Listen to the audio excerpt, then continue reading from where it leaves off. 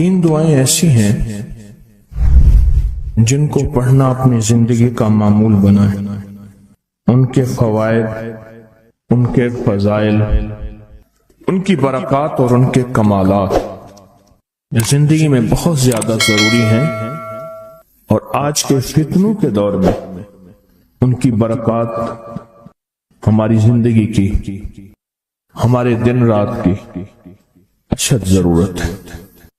حدیث میں آتا ہے جو شخص نماز فجر کے بعد 3 مرتبہ سبحان اللہ العظیم و بحمدہ پڑھیں، سبحان اللہ العظیم و بحمدہ، سبحان اللہ العظیم و بحمدہ، سبحان اللہ العظیم و بحمدہ، جو پڑھے گا وہ 3 بیماریوں سے محفوظ رہے گا، اندھا نہیں ہوگا، کوڑ جلدی بیماریاں نہیں ہوں گی، اس کو جلد کی کوئی بیماری نہیں ہوگی، معذور نہیں ہوگا، فالج نہیں ہوگا۔ انسان ساری زندگی ایک دعا کرتا ہے، مولا بستر چارپائی کا محتاج نہ کرنا، کسی بندے کا محتاج نہ کرنا، منجے اور بندے کسی کا محتاج نہ کرنا۔ جو شخص فجر کی نماز کے بعد، جیسے کہ تسبیح خانے میں اس کا اہتمام اس لیے کرایا جاتا ہے کہ یہ ہماری طبیعتوں، مزاجوں، بولوں اور جذبوں میں آ جائے اور ہم اس کو روزانہ پڑھنے والے بن جائیں اور روزانہ پڑھنا اس کو اپنا معمول بنائیں، سبحان اللہ العظیم و بحمدہ، سبحان اللہ۔ اور ایک اور حدیث میں ہے کہ 2 کلمے ایسے ہیں جو اللہ کو بہت محبوب ہیں، زبان پر ہلکے ہیں، اعمال میں بہت وزنی ہیں، ترازو میں بہت وزنی ہیں، اور وہ 2 کلمے کیا ہیں؟ سبحان اللہ العظیم و بحمدہ۔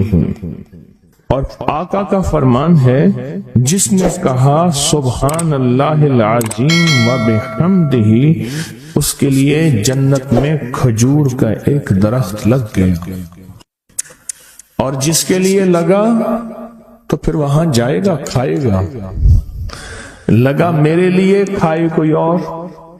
سوچیں، جنت میں کھجور کا درخت لگا ہے تو اللہ پاک پھر اپنی رحمت اور قدرت کاملہ سے اس کو بھیجے گا اور وہ انشاءاللہ کھجور کھائے گا۔ یہ دعا اس لیے پڑھتے ہیں، ایک تو بیماریوں سے حفاظت، اندھے پن سے حفاظت، معذوری سے حفاظت، جلدی بیماریوں سے حفاظت۔ ایک تو اس لیے پڑھتے ہیں، اور ایک اس لیے پڑھتے ہیں کہ اس کے ایک دفعہ پڑھنے سے جنت میں اللہ کھجور کا ایک درخت لگا دیتا ہے۔ اور سنیں، رسول اللہ صلی اللہ تعالی علیہ وسلم نے فرمایا، جو شخص بھی سبحان اللہ العظیم و بحمدہ ایک دن میں 100 مرتبہ پڑھتا ہے تو اللہ اس کے گناہ مٹا دیتے ہیں، چاہے گناہ سمندر کی جھاگ کے برابر کیوں نہ ہو۔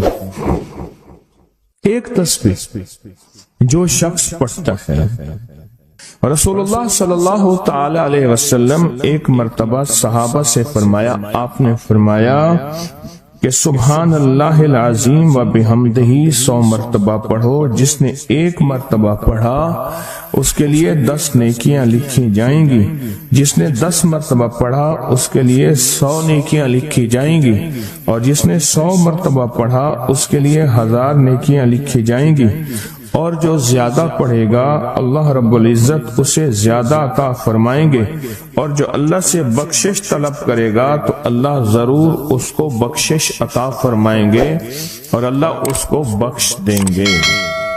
ایسی طاقتور دعا ہم روزانہ رمضان میں بھی اور رمضان کے بعد بھی۔ تو کون سی دعا پڑھنی ہے آج کے بعد؟ سبحان اللہ العظیم و بحمدہ۔ کیا پڑھنا؟ یہ دعا روزانہ کو اپنے معمولات میں، اپنی تسبیحات میں، اپنے معمولات میں، اپنی عادت اور عبادت میں شامل کر لیں۔ تو انشاءاللہ فائدہ، نفع اور بہت زیادہ۔ ایک اور دعا ہم پڑھتے ہیں، اللہم اجرنا من النار۔ اچھا، اپنی ذات کے لیے اکیلے پڑھیں تو اللہم اجرنی من النار، اگر مجمع کے لیے اکٹھا پڑھیں تو اللہم اجرنا من النار۔ فرمایا حدیث میں ہے کہ جس شخص آپ ایک دفعہ فجر کی نماز سے فارغ ہوں تو کسی سے بات کرنے سے قبل اللہم اجرنا من النار، اے اللہ مجھے آگ سے بچا لے، پڑھ لیں، تو فرمایا اگر اس دن اس کو موت آ گئی تو اللہ اس کو آگ سے بچائے گا۔ اور جو مغرب کی نماز کے بعد پڑھے گا، مغرب کی نماز کے بعد، تو اللہ پاک اگر اس کو موت آ گئی تو اسی رات اس کو اللہ پاک آگ سے بچائیں گے، آگ سے۔ اور حدیث میں آتا ہے جب تم فجر کی نماز پڑھو، فارغ ہو جاؤ، تو یہ دعا 7 مرتبہ پڑھو۔ کون سی دعا؟ اللہم اجرنا من النار، اللہم اجرنا من النار، اللہم اجرنا من النار، اللہم اجرنا من النار، اللہم اجرنا من النار، اللہم اجرنا من النار، اللہم اجرنا من النار، اللہم اجرنا من النار، اللہم اجرنا۔ یہ دعا بخار کا بہت زبردست علاج ہے، جس کو بخار نہ چھوڑتا ہو۔ یہ دعا ہائی بلڈ پریشر کا زبردست علاج ہے۔ یہ دعا غصے کا علاج ہے۔ یہ دعا جس کے اندر وسوسے بہت زیادہ آتے ہوں، منفی وسوسے بہت زیادہ آتے ہوں، جو نیکی سے ہٹاتے ہوں، اس کا علاج ہے۔ اللہم اجرنا من النار، یہ بہت طاقتور علاج ہے۔ جس کا بلڈ پریشر ہائی رہتا ہو، جو بہت زیادہ ہر وقت غصے میں رہتا ہو، جس کا جسم بہت گرم رہتا ہو، جیسے رات ایک صاحب کہنے لگے کہ مجھے گرمی میں سے خوف آتا ہے، سردی میں مجھے راحت ملتی ہے، اس کے لیے بہت فائدہ مند ہے، بیماریوں کے لیے بہت فائدہ مند ہے۔ ایک عمل ہے بہت طاقتور اور بہت زبردست عمل ہے، اور پوری دنیا کو اس عمل سے بہت فائدہ پہنچا ہے کہ 2 رکعت نماز نفل پڑھ کے 3 بار سورۃ یاسین پڑھے، اور جو اللہ سے مانگے اللہ عطا کرتا ہے۔ سوچیں، ساری دنیا کی نوافل جتنی بھی ہیں، ایک فرض تو فرض کے سجدے کا مقابلہ نہیں کر سکتے۔ ساری دنیا کی نوافل فرض تو فرض ایک سجدے کا مقابلہ نہیں کر سکتے۔ فرض نماز پڑھی، اور فرض نماز پڑھنے کے بعد سورۃ یاسین 3 بار نہیں پڑھی، سینکڑوں بار پڑھی۔ پھر آپ نے نہیں پڑھی، اس وقت آن لائن پوری دنیا میں کتنے بے شمار لوگ ہیں جو تسبیح خانے کے ان اوقات کے مطابق انہوں نے اپنے آپ کو فارغ کیا ہے، خالی کیا ہے، اور سورۃ یاسین لے کر بیٹھے ہیں۔ انہوں نے بھی پڑھی 3 بار سورۃ یاسین، آپ نے بھی پڑھی، اور آپ کے علاوہ پوری دنیا کے کتنے بے شمار لوگوں نے پڑھی۔ کسی نے درد سے، کسی نے غم سے، کسی نے جذبے سے، کسی نے آنسو بہاتے ہوئے، کسی نے اللہ سے باتیں کرتے ہوئے، کسی نے درد اور وجدان کی کیفیت سے۔ یہ لمحہ قبولیت کا ہے، یہ لمحہ قبولیت کا ہے، اور اس لمحے دعائیں قبول ہوتی ہیں، فریادیں پوری ہوتی ہیں، آسیں امیدیں بر آتی ہیں۔ یہ بہت قبولیت کا لمحہ ہے، اور یہ بہت مقبولیت کا لمحہ ہے۔ اس عمل کے بعد سورۃ یاسین پڑھی جائے، انفرادی پڑھنے سے 3 بار تو فائدہ ہوتا ہے۔ جس کو بھی میں نے یہ عمل بتایا، جس کو بھی میں نے یہ عمل بتایا، اس کو بہت فائدہ ہوا، اس کو بہت نفع ہوا۔ سوچیں، اجتماعی بیٹھ کے جب پڑھیں گے اس کا کتنا فائدہ ہوگا، اور اس فائدے پہ یقین ہو، یقین ہو کہ جو کچھ ہوا ہے یہ فائدہ 100% ہے، اس میں کوئی شک نہیں ہے، اس پہ 100% یقین ہو۔ اس پہ 100% یقین ہو۔ عمل ہوا اور عمل پہ یقین نہ ہوا، عمل کی تاثیر ختم ہو جاتی ہے۔ عمل ہوا اور عمل کے اوپر اعتماد نہ ہوا، عمل کا فائدہ ہواؤں میں تحلیل ہو جاتا ہے، اور عمل کیا اور اس پہ شک ہوا، وہ شک عمل کی طاقت کو ختم کر دیتا ہے۔ اس پہ 100% یقین ہو۔ اتنے سارے لوگوں نے بیٹھ کے پڑھا اور یقین سے پڑھا۔ اور ایک بات اور ہے، اگر آپ سورۃ یاسین پوری نہیں پڑھ سکے، سورۃ یاسین بعض اوقات بعض بندے اٹک اٹک کے پڑھتے ہیں اور دعا کا وقت ہو گیا، آپ چاہے بعد میں اس کو پوری کریں لیکن پوری ضرور کریں، میری طرف دیکھتے رہیں، پورا کریں لیکن اس سورت کو پورا ضرور کریں۔ اللہ نے یہ موقع دیا ہے رمضان کا، آج پہلا روزہ ہے اور پہلی سحری ہے، اور پہلے روزے اور پہلی سحری میں اتنا طاقتور عمل کیا ہے۔ اب سوچنا یہ ہے کہ اتنے طاقتور عمل میں نے دعا کون سی مانگنی۔ ایک تو پہلے یقین ہے انشاءاللہ کہ میری دعائیں قبول ہیں۔ اچھا، قبولیت کی وجہ سحری کا وقت، تہجد کا وقت، ایک دوسرا قبولیت کی وجہ ایک مجمع کا اللہ کے لیے جمع ہو جانا۔ فرمایا جہاں 40 پردیسی 40 مسافر صرف اللہ کی رضا کے لیے جمع ہو کے دعا مانگے، اللہ ان کی دعاؤں کو رد نہیں کرتا۔ آپ میں سے تو 90% مجمع تو پردیشیوں کا ہے، 90% مجمع۔ اور قبولیت کی تیسری وجہ یہ ہے کہ آپ نے فرض نماز پڑھی اور فرمایا فرض نماز کے بعد دعائیں قبول ہوتی ہیں، فرض نماز کے بعد دعائیں قبول ہوتی ہیں۔ اب قبولیت کی پہلی وجہ کیا ہے؟ سحری کا وقت، سحری کا وقت، فجر سے پہلے کا وقت دعائیں قبول ہوتی ہیں۔ دوسری وجہ فجر کا وقت، فرض نماز کے بعد دعائیں قبول ہوتی ہیں۔ اور تیسری وجہ مسافروں کا مجمع، اور چوتھی وجہ رمضان کے اللہ جل شانہ نے فرشتوں کو حکم فرمایا، فرشتوں ساری عبادات چھوڑ دو اور میرے روزے داروں کی دعاؤں پہ آمین کہو۔ ساری عبادات چھوڑ دو اور میرے روزے داروں کی دعاؤں پہ آمین کہو۔ ایک چوتھی وجہ ہو گئی کہ فرشتوں نے آپ کی دعاؤں پہ آمین کہا۔ اور پانچویں وجہ مل کے سورۃ یاسین پڑھنا، مل کے سورۃ یاسین۔ فرمایا سورۃ یاسین ہر تنگی سے نکالتی ہے، ہر مشکل سے نکالتی ہے، ہر ناکامی کا علاج ہے، ہر پریشانی کا علاج ہے، اور ہر ناممکن کا علاج ہے۔ اور فرمایا سورۃ یاسین مردوں کو بھی نفع دیتی ہے اور زندوں کو بھی نفع دیتی ہے۔ سورۃ یاسین جو نزع کی سکرات کی حالت میں ہو اس کو بھی نفع دیتی ہے، اور سورۃ یاسین اس بندے کی جو کسی تکلیف کی نزع میں، قرضے کی نزع میں اور بیماری کی سکرات میں ہو اس کو بھی نفع دیتی ہے۔ قبولیت کے اوقات، قبولیت کے لمحات، اور اس میں بیٹھ کے اللہ سے مانگنا۔ اب مانگنا کیا ہے؟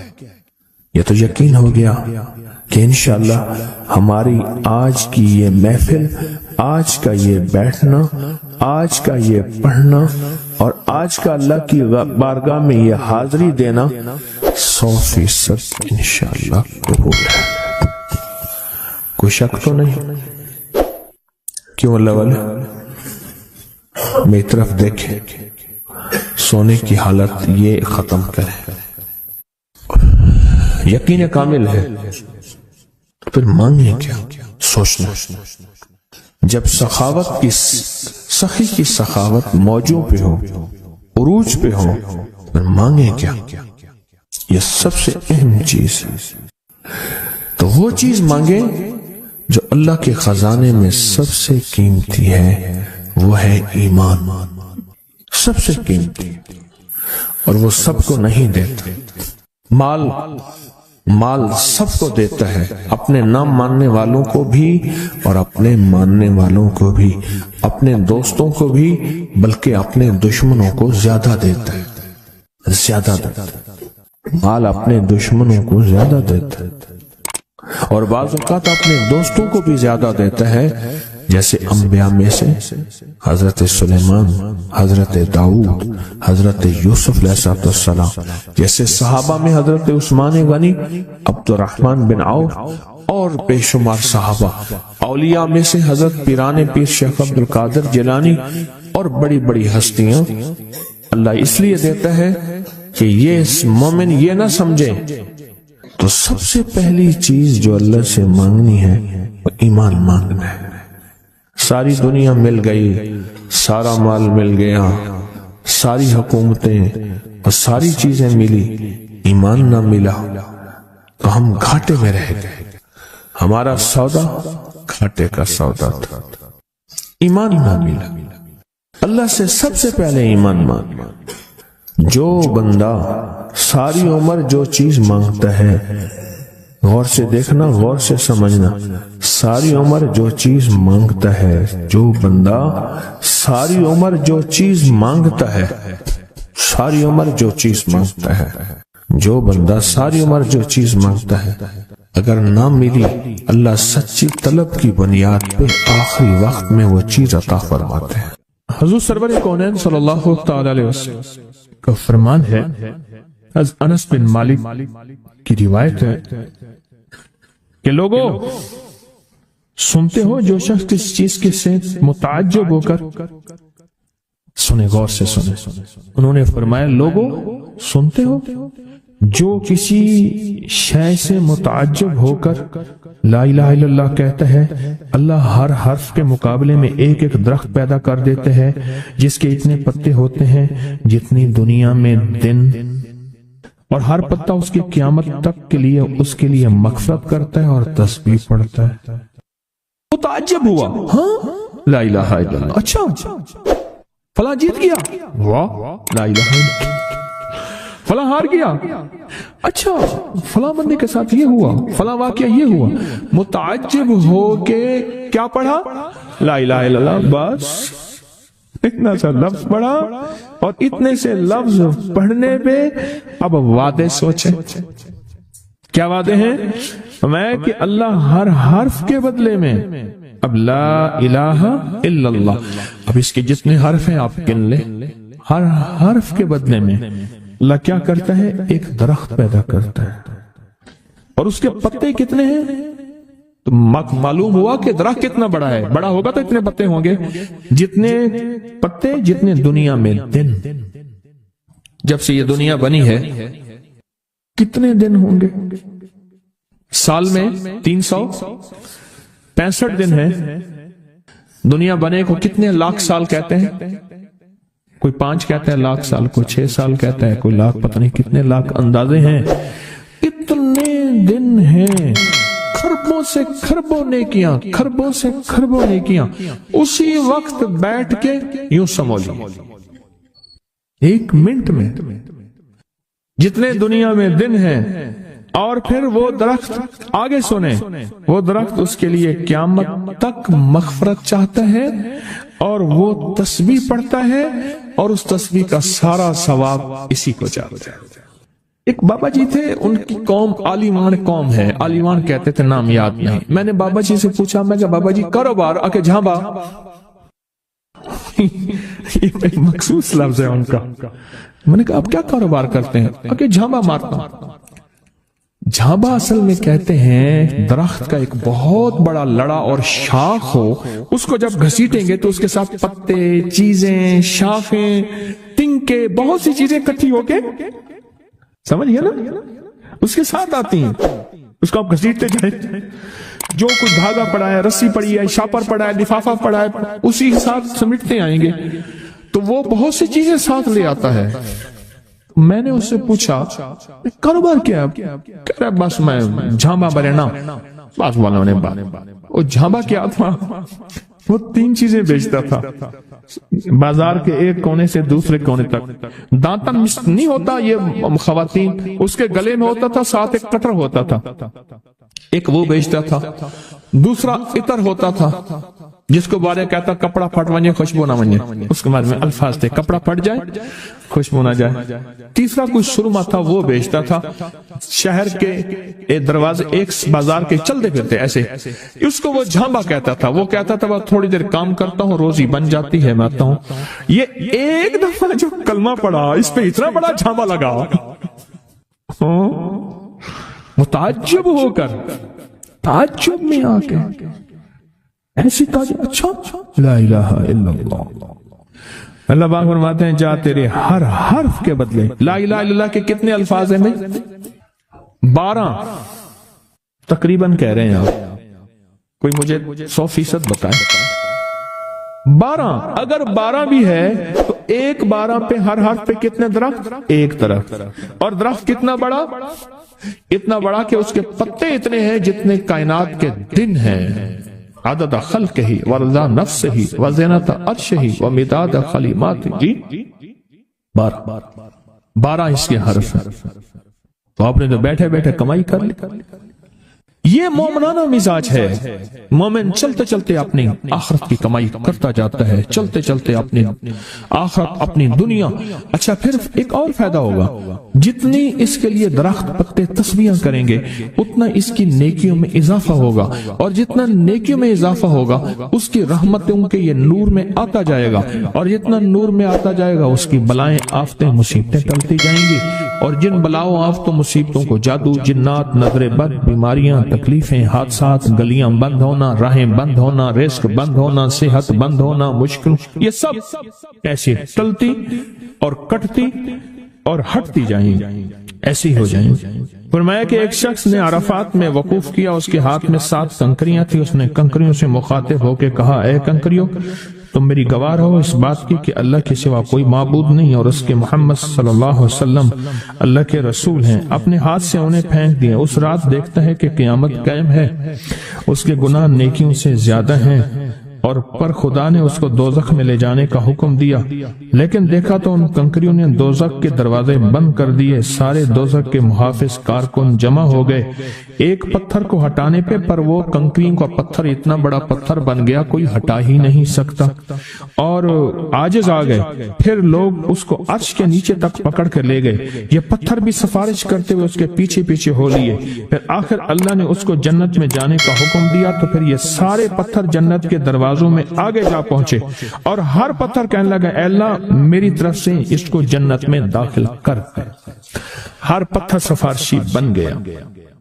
ہے کہ جو بندہ سارا دن ذکر کرتا ہے، جو درخت ہوتا ہے وہ اس کے لیے قیامت کے دن گواہی دے گا، پہاڑ ہے وہ گواہی دے گا، پتھر ہے وہ گواہی دے گا، زمین ہے وہ گواہی دے گا. حتیٰ کہ یہاں تک فرمایا کہ وہ پہاڑ جھومتا ہے، وہ جگہ جھومتی ہے جہاں اللہ کا ذکر ہوتا ہے اور جھومتی ہے، اور دوسرے پہاڑوں دوسری جگہوں پہ فخر کرتی ہے کہ مجھ پہ وہ بندہ آیا ہے جو اللہ کو یاد کر رہا ہے.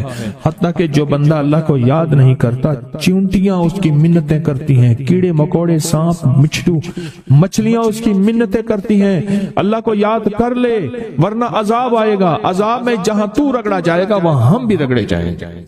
ایک بندہ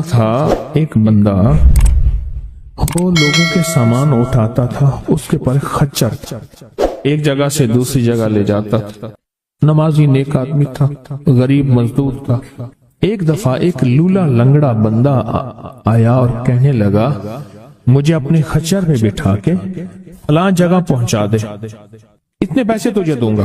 پیسے بھی معقول تھے. اس نے خیر اس کو پکڑا، سہارے سے بٹھایا. چلتے چلتے نا 2 راہیں آ گئے. 2 راہیں، ایک راہ وہ تھی جہاں ساری دنیا جاتی تھی، ایک راہ وہ تھی جو سنسان تھی. وہ معذور آدمی کہنے لگا اس سنسان راستے کی طرف چل. سنسان راستہ. انہیں کہ میں تو ادھر سے جاتا ہوں، میرا معمول تو ادھر ہے، میں تو ادھر نہیں جاؤں گا. انہیں کہ مجھے راستے کا پتہ ہے، تو چل، یہاں سواری کا گھاس بھی ملے گا، پانی بھی ملے گا، اور راستہ بھی بالکل مختصر ہے. انہوں نے کہا ٹھیک ہے۔ آگے گئے تو وہ ایک وحشتناک جنگل آیا، اور وہ جو بندہ تھا معذور وہ ایک دم خچر سے اترا اور وہ ٹھیک ٹھاک تھا، اس نے خنجر نکالا اور اس کو قتل کرنا چاہا۔ تو اس نے کہا مجھے قتل نہ کر، تیرا مقصد مال ہے، چیزیں ہیں، مجھے چھوڑ دے۔ انہوں نے کہا نہیں، میرا اصول ہے، یہ دیکھ لوگوں کی کھوپڑیاں پڑی ہیں ہاں، میرا اصول ہے میں پہلے بندہ مارتا ہوں پھر اس کا سامان لیتا ہوں، میرا اصول ہے۔ اس نے کہا کہ نہ کر منتیں کی انہوں نے۔ اچھا اس نے کہا مجھے 2 نفل پڑھنے دے۔ ہنس کے کہنے لگا اور بھی بڑے آئے تھے 2 نفل پڑھنے والے، تو بھی پڑھ لے۔ اب یہ 2 نفل کے لیے کھڑا ہوا، اوپر ظالم خنجر لے کے تقاضا کر رہا کہ جلدی کر، میں نے تمہیں قتل کرنا ہے، میرا اصول ہے۔ اسے کچھ سمجھ نہیں آ رہی، تو ایک دم اس کے اندر منہ میں زبان آئی، امن یجیب المضطر اذا دعا۔ ایک دم یہ آیت آئی، کون ہے جو بے چین دلوں کی دعاؤں کو سننے والا ہے؟ کون ہے جو بے چین دلوں کی دعاؤں پہ پہنچنے والا ہے؟ کون ہے جو بے چین دلوں کی دعاؤں کو قبول کرنے والا ہے؟ بس یہ آیت کہی اور نفل بس پڑھ ہی رہا تھا تو وہ تقاضا کیا، اس کا خنجر بڑھنے لگا تو ایک آواز آئی رک جاؤ، آسمانوں سے آواز آئی رک جاؤ، کڑکدار خوفناک آواز تھی۔ تو یہ جو خچر سوار تھا یہ رک گیا، پھر آگے بڑھنے لگا، پھر دوسری بار آواز آئی رک جاؤ، پھر بڑھنے لگا۔ ایک گھوڑدار آیا، ایک گھوڑ سوار آیا، اس کے ہاتھ میں ایک غرض تھا، اس نے اٹھا کے اس کو مارا، اس ظالم اور قاتل کو، اور وہ گرا، اور جہاں وہ گرا تو وہاں آگ کے شعلے۔ اور وہ جب جانے لگا یہ کہنے لگا اب کون ہے؟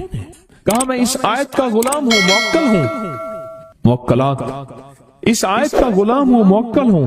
جب اس نے پہلی دفعہ یعنی میں فرشتہ ہوں، پہلی دفعہ اس نے تقاضا کیا، میں 7ویں آسمان پہ تھا، میں نے وہیں سے آواز دی رک جا۔